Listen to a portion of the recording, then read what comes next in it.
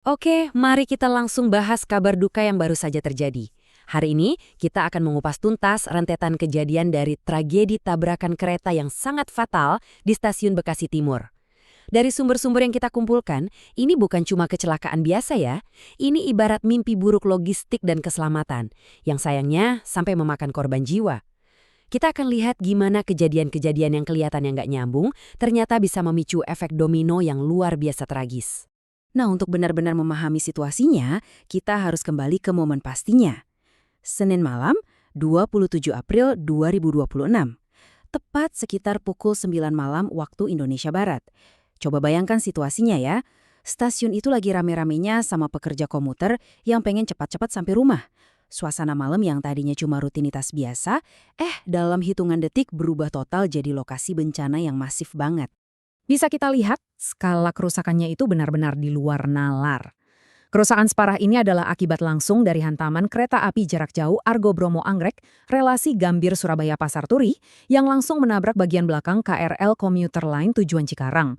Ngelihat bodi kereta yang ancur begini bikin kita sadar ya, sekuat apapun struktur baja, kalau dihantam dengan momentum kecepatan tinggi, pasti bakal kalah juga. Bagian 1.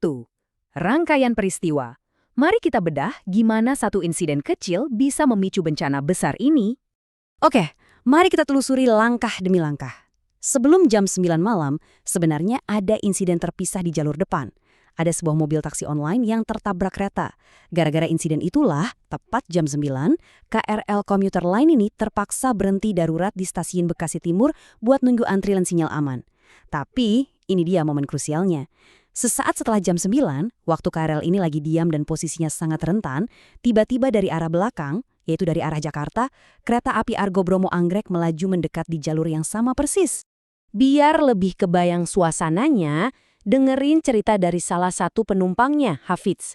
Dia bilang, KRL saya saat itu sedang menunggu sinyal aman, karena di depan ada kecelakaan lain, yakni mobil taksi online yang ditabrak kereta api. Penumpang di dalam KRL sama sekali nggak tahu kalau bahaya lagi mengincar mereka.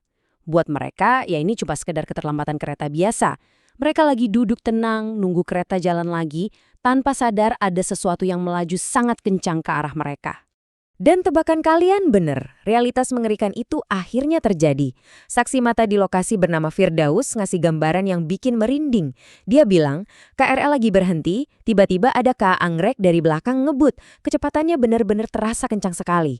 Coba bayangin, kereta jarak jauh yang emang dirancang buat ngebut antar kota, masuk tanpa sempat ngerem maksima, lalu menghantam target yang lagi diam. Nggak bisa dibayangin gimana terornya saat itu. Akibat hantaman itu dampaknya benar-benar fatal teman-teman. Saking kerasnya, lokomotif KA Argo Bromo itu dilaporkan sampai menembus bodi belakang gerbong KRL Komuter Line. Suasananya langsung mencekam. Asap tebal ngepul di mana-mana sesaat setelah kejadian.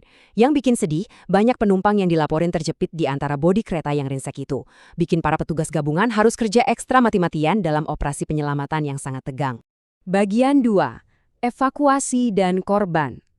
Sebuah respons darurat besar-besaran. Angka ini nih yang jadi pusat perhatian di operasi malam itu. 74. Ya, total ada 74 orang yang harus dievakuasi hidup dan mati dari puing-puing gerbong yang hancur di tengah kepanikan dan kepulan asap. Malam itu, puluhan ambulans sampai harus bolak-balik tanpa henti buat bawa para korban ini secepat mungkin ke fasilitas medis terdekat.